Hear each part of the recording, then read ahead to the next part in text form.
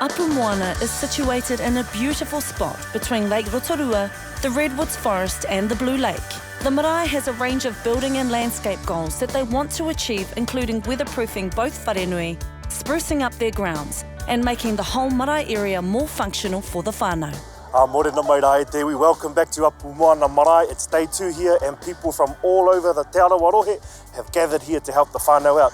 Now they're getting into the panga fence. I've got a bit of experience with panga fences, so I better get amongst it. It's crooked, eh? Wharetua's got straight eyes here.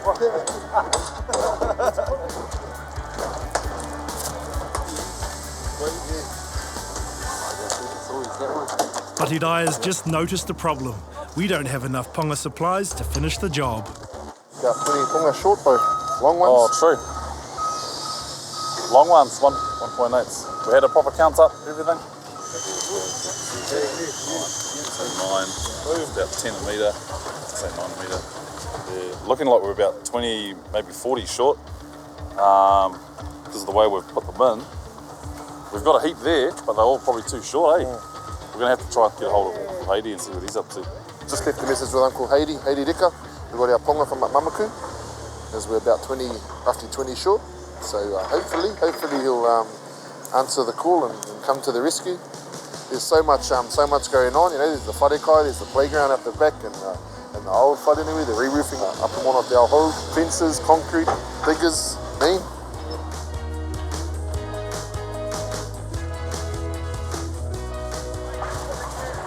Well, I enjoy doing a bit of painting, so I thought I'd jump in with the Resine team.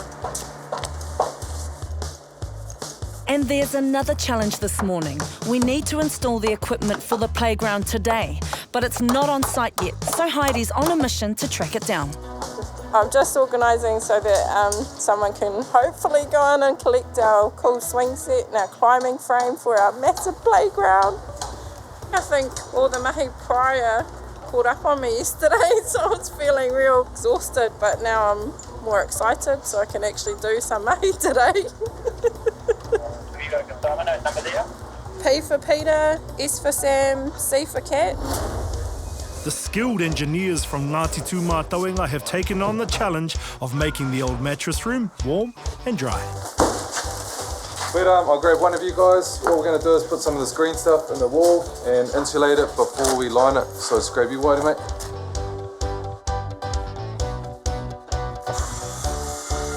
Well, the whānau look like they have the DIY under control, so I'm going to head into the forest next door to check out a whānau-owned business and one of the best activities to do in the area. This ngahere was originally the home of many Māori villages, which were spread throughout these hills. So we're in the Waka Forest, bro. Tell me a little bit about this area. Yeah, so Waka's the name that us locals call it. The out-of-towners call it the Redwoods Forest, and the full name is Te Whakarewarewatanga o Te Opetoa Wāhio, and it's owned by Māori, so it's owned by our tribes, and it's an absolute asset. It's based around a little trua called Dera, and inside this forest we have about 150 kilometres worth of purpose-built mountain bike track. The first Californian coast redwoods were planted over 100 years ago, and the site has been a sawmill and a quarry, until it became a forest park in 1975. It was returned to Māori in 2009 and is known as one of the top mountain biking destinations in the world. It's so stunning here. I could ride all day, but I better get back to the marae. The playground equipment has been tracked down and is on site, so the next challenge is trying to put it all together. Playground's here now, ready to take it off and set it up.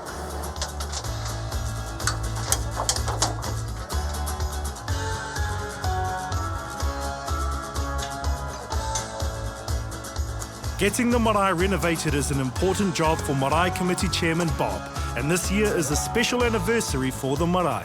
In 1916, our Kreua put this land aside, Te Matahi. His wife, he bought the marae here for his wife at Arahira, and that's when this land was put aside for marae. So 2016 is 100 years since that happened, and that's what we're here for.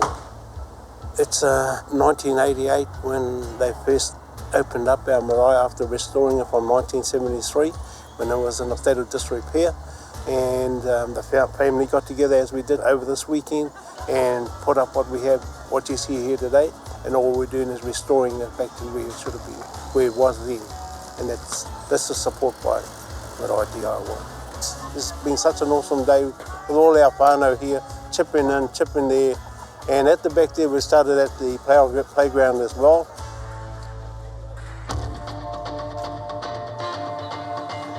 The whānau are working hard to get the groundwork done for the playground. It's easy work with the digger, but we've hit a bit of a snag. Part of the load obstructed a hose that controls the swivel on the bucket. It hooked the hose and snapped the hose out of its coupling. Oh, just ringing up hose repairers, and they're going to come out and fix it. So, just part of the normal job.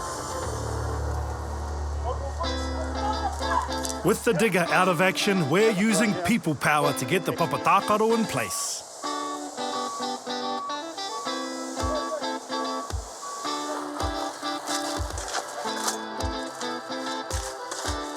At nearby Hurunga Marae, a group from Te Wānanga o Aotearoa are working on a special project for Apumoana's dining hall. Te Wānanga o Aotearoa's contemporary Māori arts tutor and students are adding some creative colour to the DIY with a new mural. I'm keen to see what they've got going on. Kia ora hoa, kia ora hoa. Kia ora. Tēnā kōrua, kia ora. Now I see plans and things happening. Yes, So yes. what are you guys up to? Okay, so these are the plans for the mural at the wharekai at Apumoana. And pretty much the design is a representation of Te Aotearoa, because that's the name of the wharekai. Tell me about how your role fits into this kaupapa. Okay, so I'm an arts tutor at Te Wānanga Aotearoa in Rotorua. And when I heard that Apumoana was one of the marae, because Te Aotearoa is the daughter of Tūhaurangi, and I'm from Tūhaurangi, so I saw it as an opportunity to come and help the hapu and offer a contribution on the other side. Yeah. Beautiful. Well, I'm here to lend a hand if you need some extra hands. Really? Yes. Sweet, I've got a brush for you. Ka pai.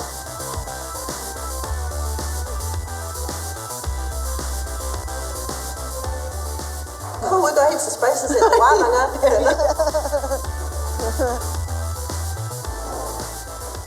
Okay, take the tape off, see what your lines look like. Moment of truth.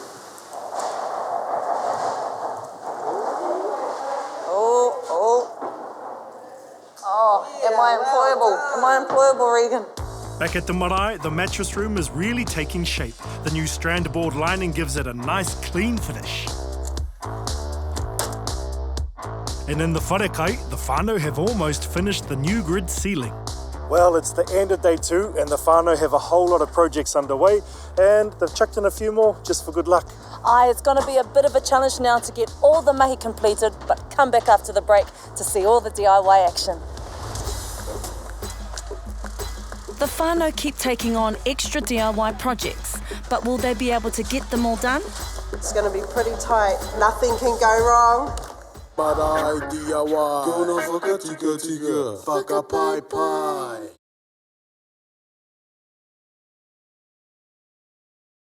Marae DIY, gonna whakatika, whakapai.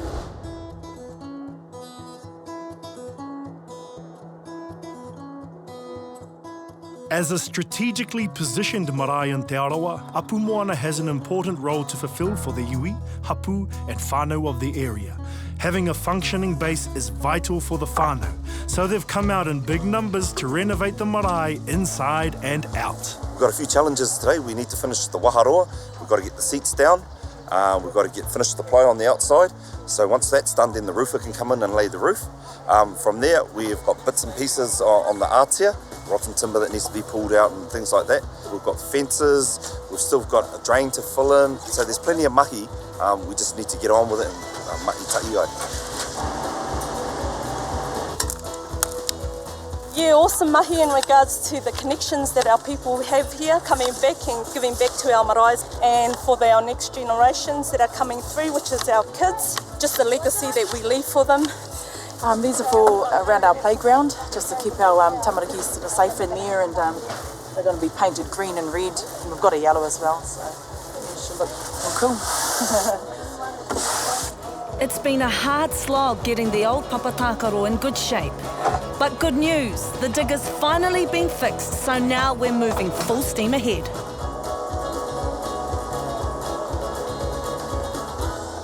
Over at the old wharenui, a local whānau painter is giving the roof a fresh layer of paint in a traditional marae colour. They invented this colour, say about 100 years ago. Red oxide was come from the hills. And you see all the mountains that have got red and all that, that's where that colour comes from.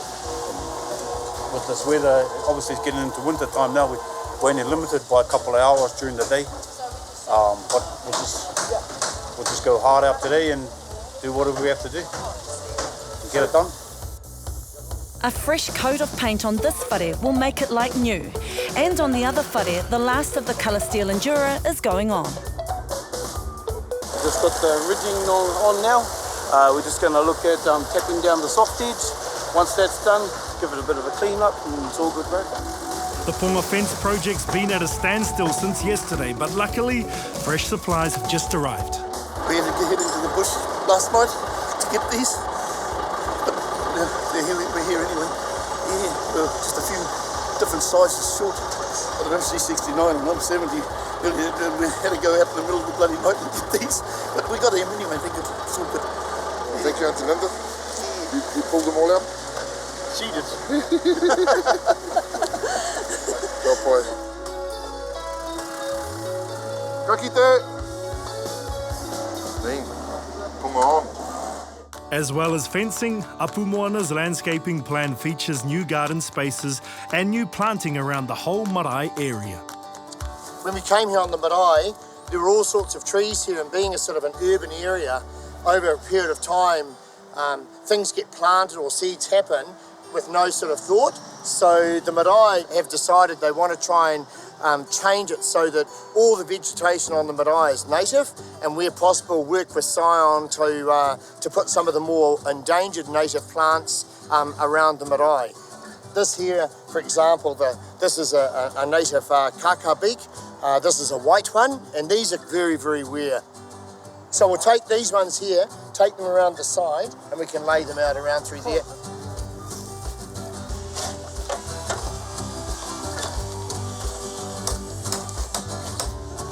We're hoping, now that we've pulled all those cobblestones off the waharo, that we can actually recycle them and use them for an area that we've got that's normally really muddy and horrible when it rains. So fingers crossed we've got enough putia and that someone in the whānau can be a paver, fall from the sky. To do that mahi would be awesome. The whānau are pulling out all the stops to impress the kuia of Apumoana. And the kuia are also wanting to look their best for the big reveal. So, a new outfit is on the cards. What about this one here? Is that a bit too short and a bit too red? Aye. I like the greens. You like the greens? You see that green at the back? Yeah, I like it. That's beautiful. Well, this is a nice way to spend the day before the big day tomorrow. Aye. Ana. Ana kai te pai tō ngā kau? Pai te hika kata ngā kau. Come. Ke te atu. Totally well. Yes. Very nice. Lovely. Yeah, do. Hey, bye, cut it. I'm a happy chippy. Yes, she is. Very much so, looks like it. Yes. Yeah, I think I need to spruce up by wearing my kamaputus and my bush gears. I'll come along with you. More the merrier. We're bustling along here at Apumoana and things are starting to look pretty sharp, or should I say, tauana. Tauana. How's the waharoa looking? Tauana. Yee!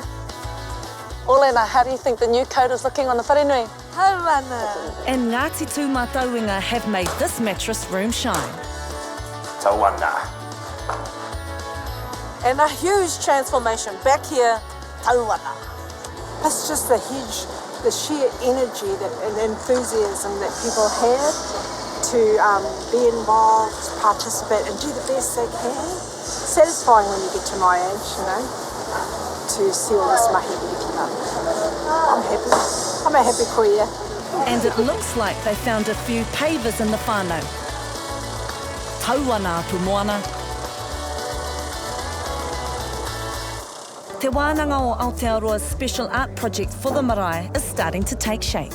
The mural's made up of images that represent an ancestor of the marae, as well as natural resources and whakapapa connections in the area.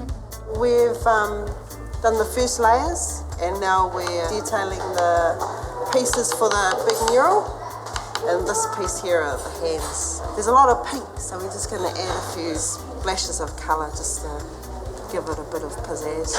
Time's pretty short, so we're working hard to get this finished. And it's going to be pretty tight, but it'll be interesting tomorrow. Nothing can go wrong. Back at the marae, there's more and more work being added to the DIY, so no rest for the whānau yet. Biggest challenge in the plan that all the DIY stuff that we're hoping to get finished today is going to get done today. And then talking to the team, we've even got our wish list they were looking at as well, so that's going to be good for us. And while we got all our kaimahi here that's going to support that. Yeah, just a few phone calls amongst the whānau here that are already here. Oh, we're needing a bobcat. Oh, hang on a minute, I'll just ring up so and so. Oh, yes, okay. That's how it's been happening. Yeah, so that's what we call hiccups, a lot of hiccups at all. All we have to do is ask. And I better hurry up because somebody in my ear is going to say, Bob, what are you doing standing around doing nothing? Well, we're nearing the end of day 3. And the whānau have been going hundi and the marae is actually looking really good. I can't wait to see it when our nannies come back tomorrow. Coming up, can the whānau get everything done before the kuia return to see the marae? Oh, we just like to do things twice, eh? Marae DIY, gonna whakatika, whakapai.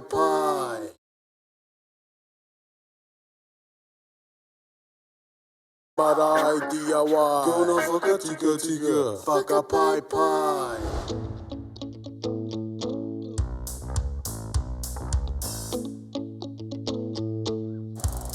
Apumoana Marae's original vision for their DIY was to bring family back home to help get their facilities back up to a high standard for the next generation. We're on day 4 and the work is still ongoing. Morena wana rā wakamutunga. Ara, we've got so much mahi to do. We've got to finish off the wāroa, seats, painting. No time to chat, I better get on with it. Akone.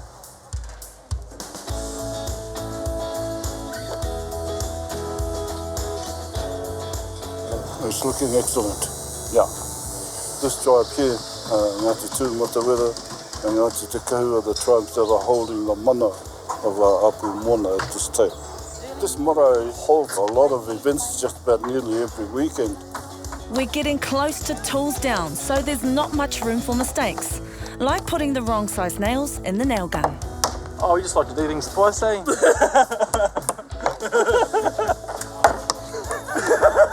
The mural has arrived, but it's in pieces and still has to be installed.